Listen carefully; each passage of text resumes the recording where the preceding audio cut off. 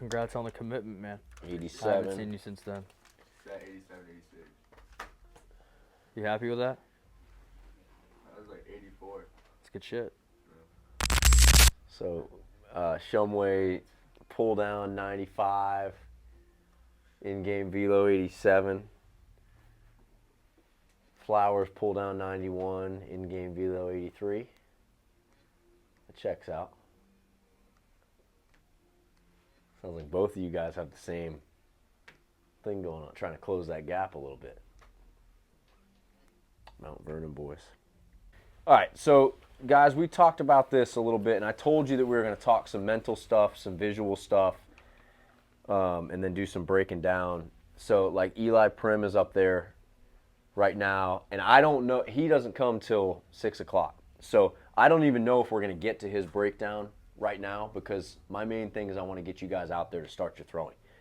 But when we threw long toss last night, it kind of sucked. Like, if I'm just being honest, it kind of sucked. Like, it was a big decline from the week before. It was lackluster too. It's not like when Tyler says decline, guys, we're not just talking about pull down velocities.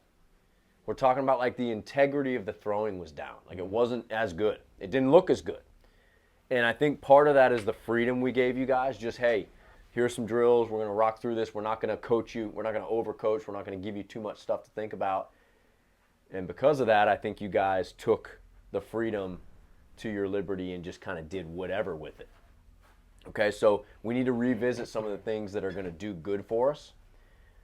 But I was talking about this like fork in the road thing in the messaging. You guys saw the message?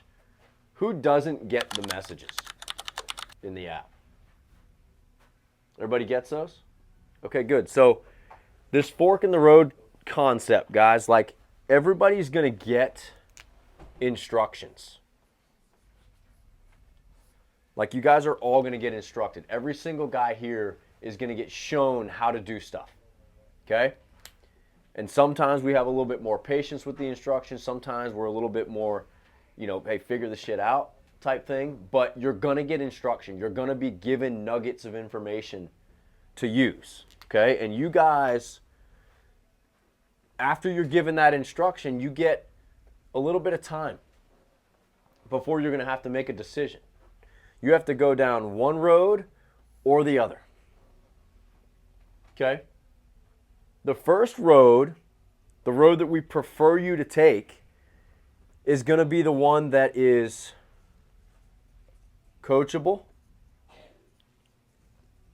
You take the information, you work on it. You legitimately put your best foot forward and work on it. And then you show up. Okay? Over and over and over again. You're coachable and you show up. You're there. You work on it. And then you're consistent with it. Okay?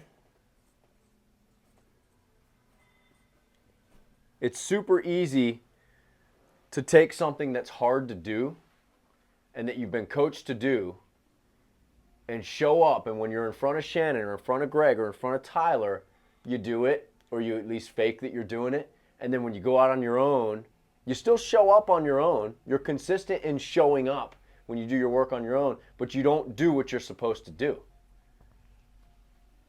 Okay? That's a character thing. Are you going to do what you know is right all the time? If you don't know, Jeff, if you don't know, that's not on you. Okay? That's on us for not teaching you or showing you. But if we've taught you or shown you, it is your character, guys, that's going to show up and dictate whether or not you choose to do the right thing. Right? Because if your thought process, Eli, is like, well, Greg's not here, I could just do this other thing, and then you show up the next time and you're hurt, that's a problem, guys. Not for us. It's not a problem for us. It's a problem for you. The last thing we want is anybody to be hurt or to be heading down the wrong road.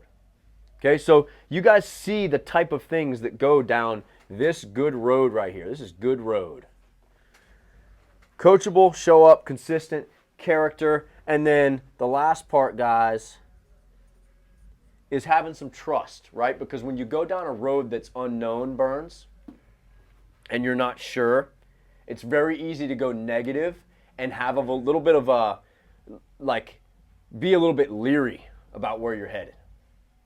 You have to have trust for the people who are guiding you. Okay? The other road, guys, get this stuff in order. The first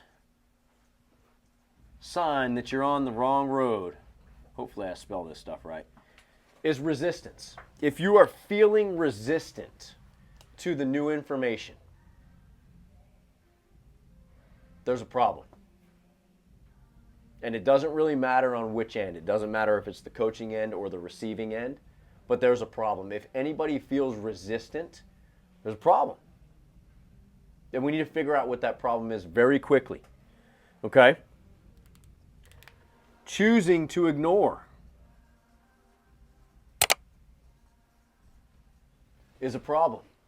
That's a problematic road to be headed down, because that means you know what's good for you and you're just blatantly disregarding it. I don't care. I want to do this instead. Well, yeah, I know that's good for me, but it's harder to do. So I'd rather just take the easy road because it's comfortable right now.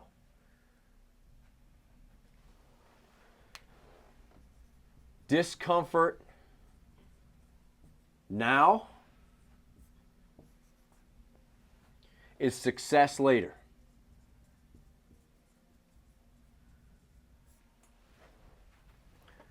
Comfort now is failure later. Does that make sense to you guys? So we had two young guys, a freshman and a sophomore, last week that came to me and Greg. Tyler, I don't think you were here that day.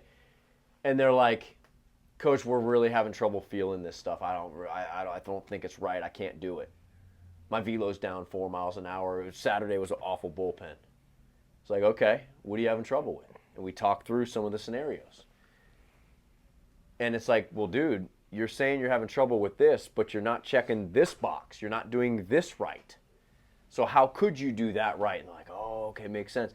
And we did some low intent feels. We did some the mini mound feels. And they're like, oh my God, this makes so much more sense. I'm glad I asked the question. I'm like, yeah, me too. Because if you just ignore it, we're not going to be able to fix it. All right, misinterpreting, guys, is another one. If you misinterpret the information, it could be detrimental to you. Okay, so if you're like, man, Greg keeps yelling at me for this thing, and I really don't want to ask a question because I'm a little bit concerned that he'll yell even more, so I'm just going to be like, yeah, I got it. And then you have no freaking clue what's going on. Ask the question, guys. It may be uncomfortable in the now. It will help you later. And I know those days when one guy's getting ridden because he's doing everything wrong, that's the day that you're definitely not going to want to ask the question. It's probably the day you're going to need to ask the question, though. Right, Eli? Ask the question. Maybe you wait until an opportune time to ask the question so we don't have a blow-up. But ask the question. Understand. Seek to understand the information. If you just can't do something, that's one thing. If you're being asked to do something that you can't do, that's one thing. But if you're being asked to do something and you're misinterpreting it, that's something totally different. All right, and then the last part, guys, is, this is very simple. Mismanagement. Where you have the information, you understand what's being told, you do the stuff, but you don't put it together properly. Okay, so Ryan Burns, you understand long toss. You understand the concepts of how to build up and the stuff that's supposed to come before long toss and all of the sequencing and all of the drills and all the intent and the management of intent and what the build-up is supposed to be. Great. That means you totally understand what a high intent / long toss day is supposed to look like. What happens if you do that every single day, 7 days a week? I hurt myself. you're probably going to hurt yourself. That's a mismanagement of good information. If Tittle is trying to throw 80 by the end of this program and he's at 76 right now, and some of the low intent stuff is really good for you and you understand it and you're grasping, it's like, man, I really love this. This is helping me understand my sequence. But all you ever do for 6 months straight is low intent work, well, we're probably not conditioned to throw hard then. So we're not going to throw hard. That's a mismanagement of good information. The whole program is designed to be put together. There's going to be things that you don't like about the program. There's going to be things you do like. There's going to be things that go smoothly. There's going to be things that go awfully.